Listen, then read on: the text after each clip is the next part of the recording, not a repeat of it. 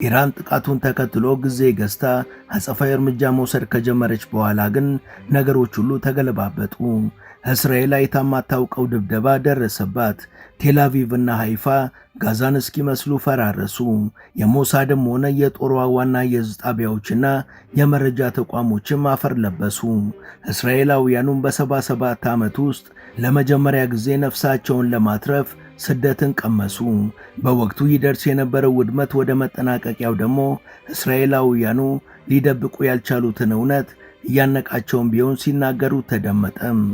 ሃይ 24 የተባለው የእስራኤል ቴሌቪዥን አንድ የእስራኤል የፓርላማ አባልና ሌሎች 5 አይሁድ እስራኤላውያን ለኢራን ሲሰልሉና መረጃ ሲያቀብሉ እንደነበር እንደደረሰባቸውና ከፓርላማ አባሉ በስተቀር ሌሎቹን ፍርድ ቤት ማቅረቡን የእስራኤል መንግስት በይፋ ተናገረ።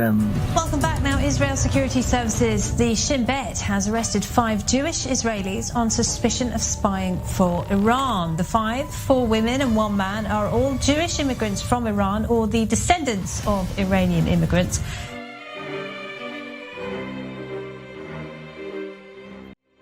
ሙሉ ታሪኩን በመሿለኪያ ቲዩብ ያገኙታል።